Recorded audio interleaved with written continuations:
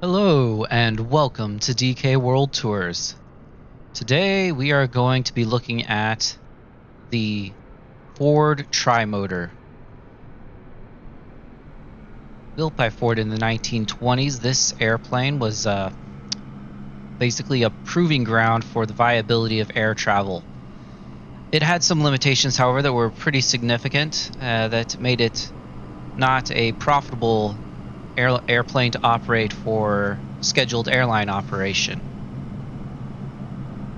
One of the most obvious traits of this airplane, of course, is the corrugated aluminum construction, which gave it some structural rigidity, but at the time was not well appreciated how much of an aerodynamic penalty this would impose on the aircraft. You'll also notice that the wing root is very thick, which also contributed to its limited performance. This airplane was capable of carrying about 11 passengers and had a cruise speed of only 107 miles per hour. And of course that is significantly better than taking the train, but would not be very competitive against the future aircraft such as the Boeing 247 and DC-3, which came out later.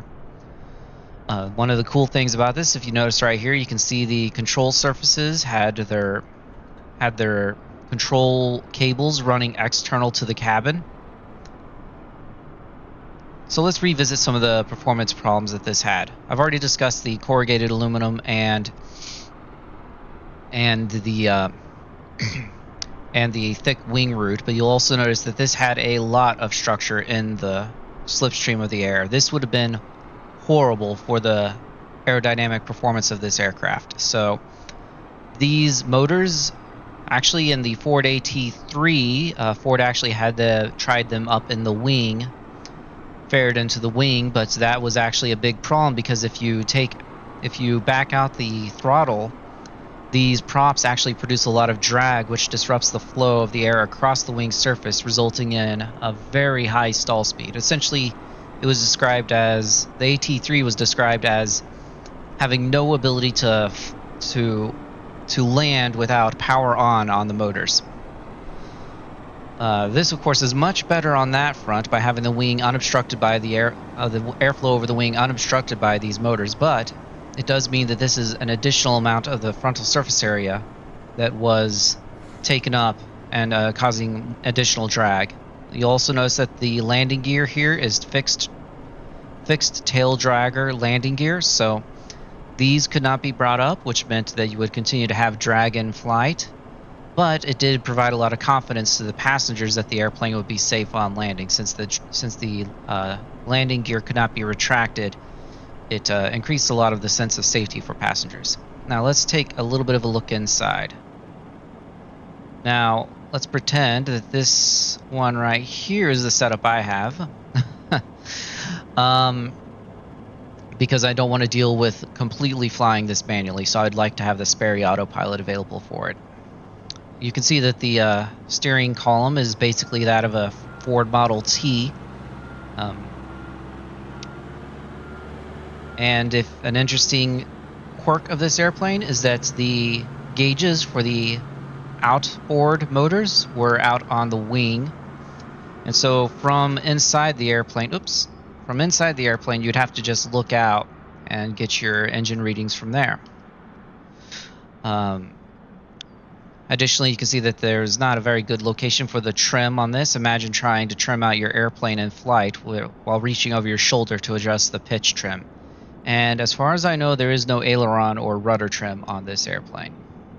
If we go back to the passenger area, which is none of those, one of these 5 should be, one of these there we go, now we're in the passenger area. So this was actually pretty common to have wicker chairs in the passenger area without any seat belts, so that that contributed to the unpleasant ride that the Ford Trimotor was famous for. So you can see you have your motor right there, right outside, and let's see if I can get us a little closer. There we go. And you didn't have any wing in there either to block the noise coming from this motor. So it was actually a very noisy aircraft. It did technically have a heated cabin, but not a very strong heated cabin, so it was considered cold, noisy, and smelly because a lot of the gas fumes would also come back into this. That said, it looks good. You gotta admit, this interior looks good.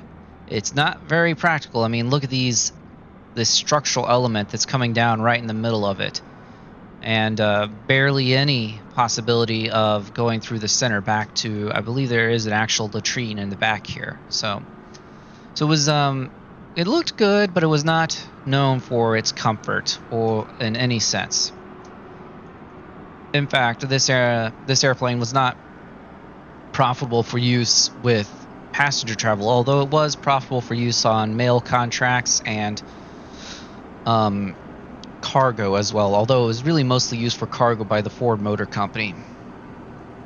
Alright, back up here into the front. Oh, one other thing back here. That's strange. If I move it, it changes that. Anyway, you do have up in the front here, let's get a little bit closer, a height and airspeed gauge visible from the back. So that is pretty cool.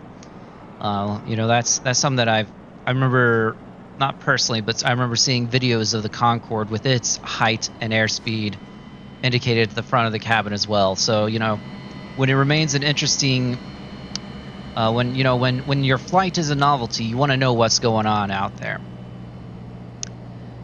Anyway, let's get this up into the air and talk about some of the performance characteristics of this. So this is, as you know, is a Trimotor, so it should be capable of at least one engine out.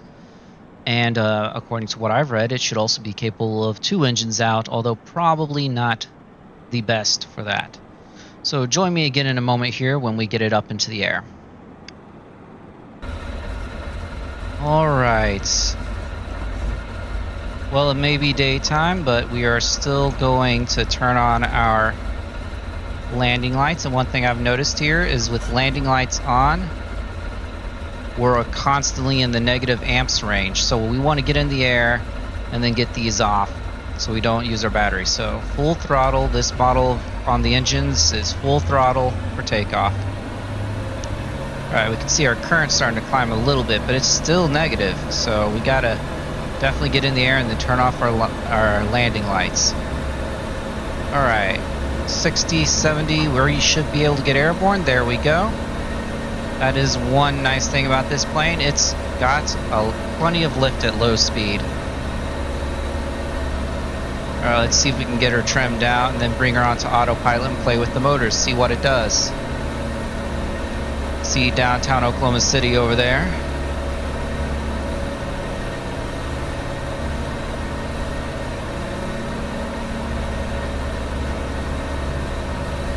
Alright, climbing over 1,000 feet per minute right now, but we don't have a lot of fuel or a lot of payload on board right now. One thing that is unique that I noticed with this airplane is the altimeter does not have a 100-foot marker or the ability to calibrate it for the pressure. So you are definitely wanting to fly this one under VFR.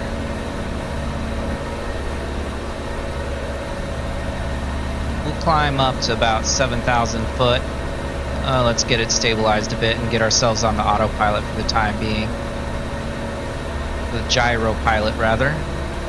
Let's match those guys up. What? Oh, that's illumination. Oops.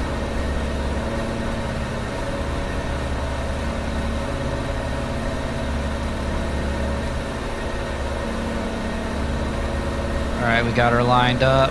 Bring in the gyro. There we go. And pitch for 9. Is that what you really want to do? Let's do, yeah, 9 is fine. Okay.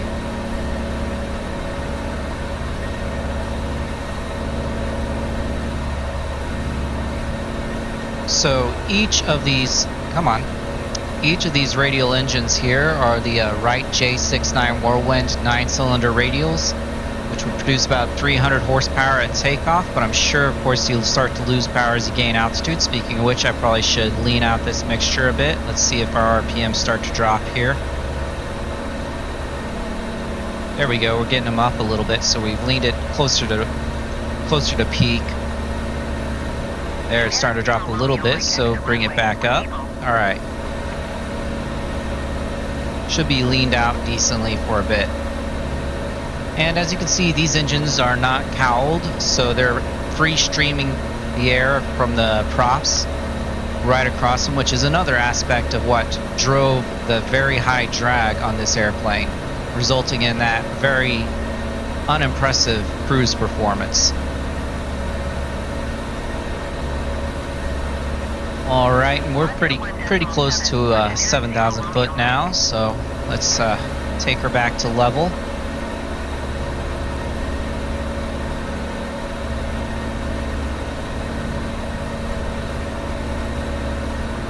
And cruise should be about 1,700 RPM, so we'll back her out a little bit here on that.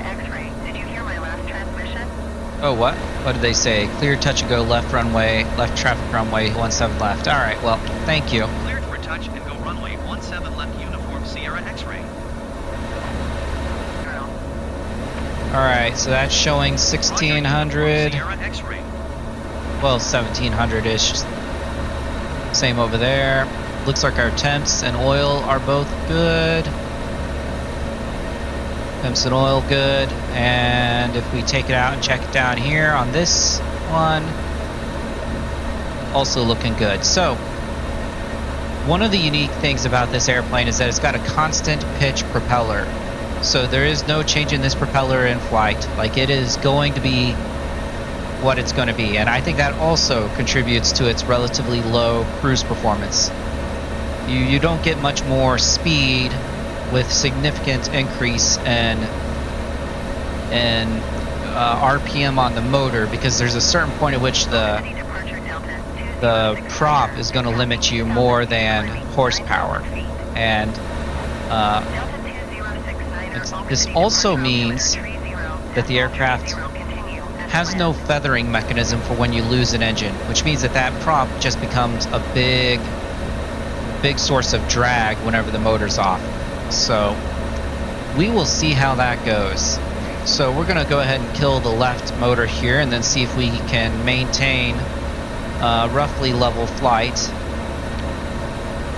And this is going to be interesting because, again, I don't believe there's any rudder trim that I've found on this yet. So we're going to have to probably sit on that rudder when this is off. So that's left engine there. Kill the magnetos. There we go. Engine is out. We can see our airspeed dropping there. But that is still a flyable airspeed. And of course, our motor is freewheeling, which pretty much, I would assume, guarantees that your motor dies should you ever end up having it freewheeling like this. So let's see here. What is it showing us? Oil capacity is still good. Temps should be dropping. We should not be so warm right now. RPM is showing 0, but as you can see, it is not actually rotating at 0 RPM. So there seems to be some limits to this model as far as engine goes. Not a big surprise. Alright, well, supposedly this could... Let's see if we can get that engine to restart though real quick. Alright, bring back in the magnetos. Starting to level out a little bit. That's good. That means that we should be able to bring it back for our next test if it ends up being too little power. But supposedly it was also viable to actually land even with one motor. So clearly we could maintain flight with one motor out. Let's see what happens if we go for 2 motors out, whether we can get back and land.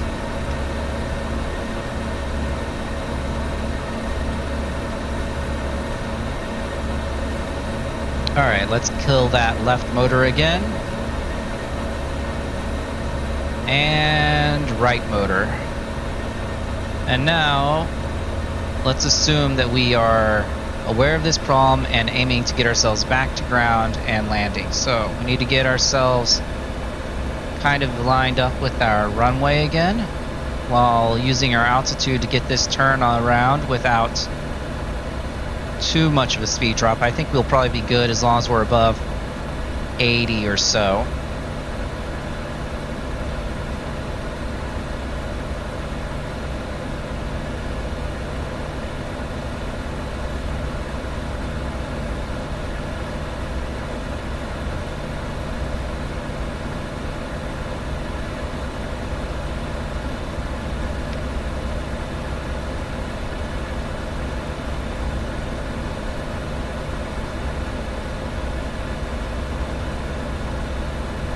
Given our altitude, it probably would actually be viable for us to even be engine out and landing, but I want to see how it handles.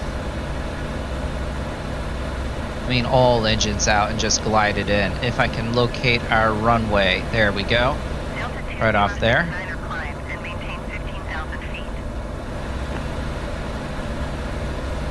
Bring in a little bit more throttle, see how much more we can maintain this. Probably shutting up the mixture a bit.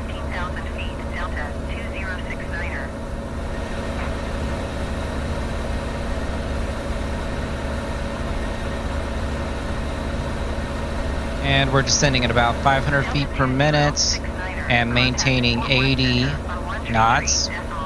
It's not particularly great. All right, let's relocate our airfield again. I think it's hiding behind this column. There it is.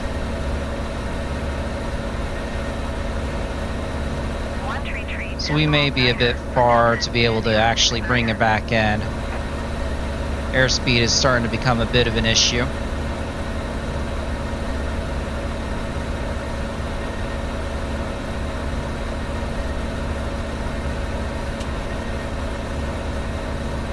Dropped to 80.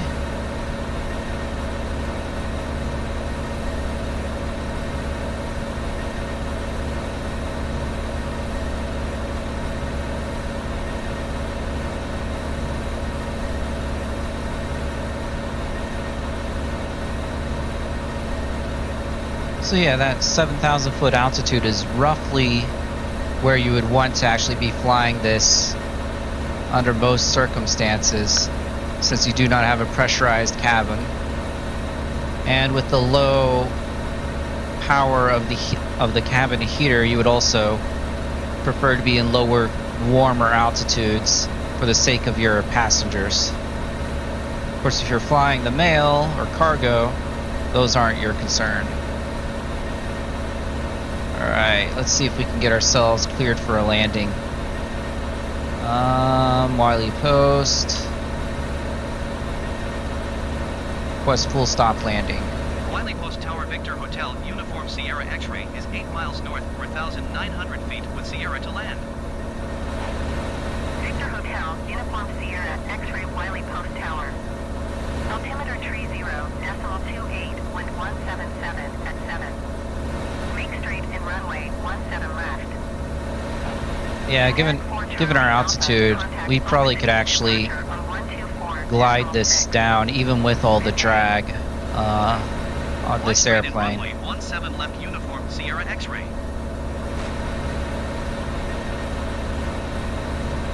124.6, generic Ford Charlie Alpha.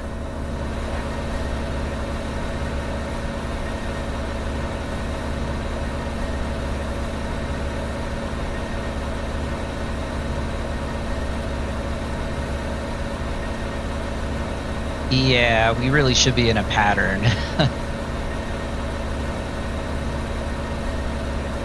But with one motor, who knows if it would hold up and be able to keep us going around even at the lower altitude.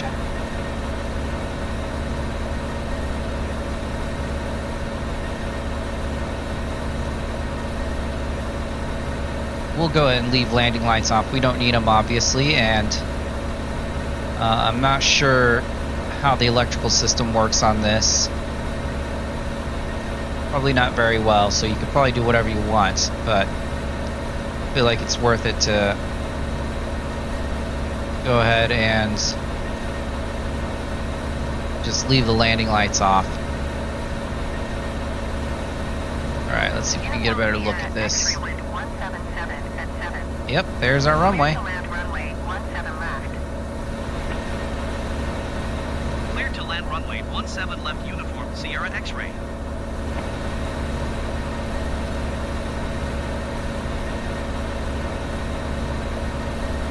So again, this airplane is historically important, and especially since Henry Ford published all the information about their flight operations using this to help promote the adoption of civilian air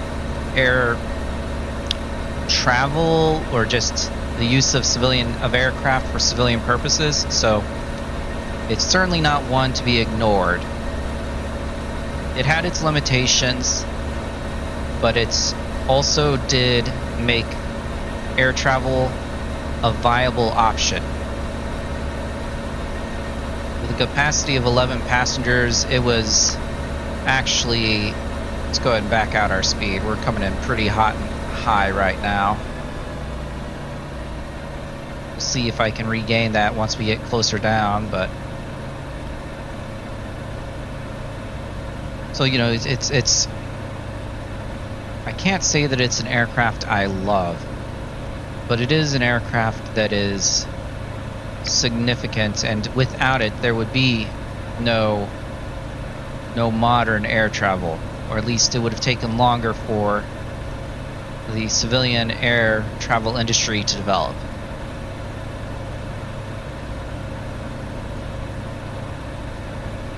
Yeah, we're doing pretty well for a single engine. Are these even still spinning? Yep, they're still spinning. Oh, that one's about done. Yep. Yeah, they're probably just about done with their low enough airspeed to start not needing to spin. Alright, we're starting to get a bit low. Or rather more just too much nose down. We're still too high, but we'll get it down pretty well. And we'll discuss the proper operation of radial engines later, but this is not really the way you'd want to handle them. You wouldn't really want to back out the power to the point that you're probably getting more drag from the props than thrust. But since full engine damage is not modeled in this, we will go ahead and accept it. Alright, we should probably bring in a bit of power to make this last little stretch.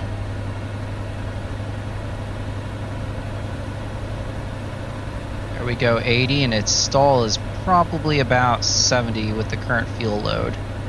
Well, it's probably lower than 70, so I can probably actually approach at 70 if I wanted to.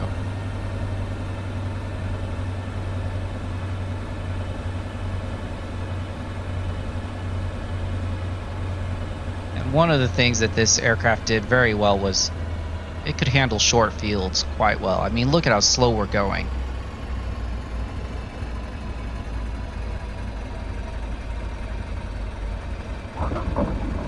Alright, there's the landing gear down. Let's keep her on the runway.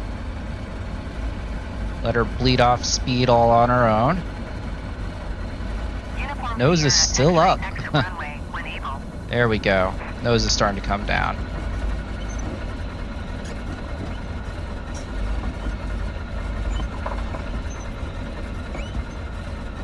Alright, are we slow enough? Yeah, we're slow enough. Yep. Dead left. Dead right. Uniform Sierra X-ray, contact ground on 121.7. 121.7 uniform Sierra X-ray.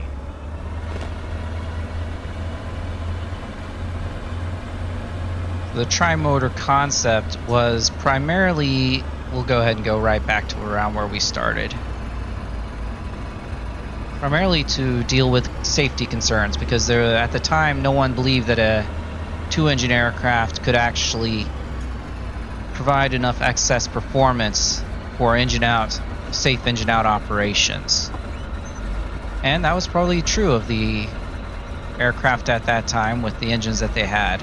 But as you can see, even one engine is a pretty good amount of reserve available.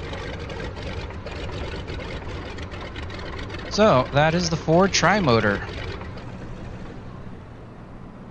Join me again soon where we will cover a historically important route of this airplane, showcasing the kind of ways in which it may be used.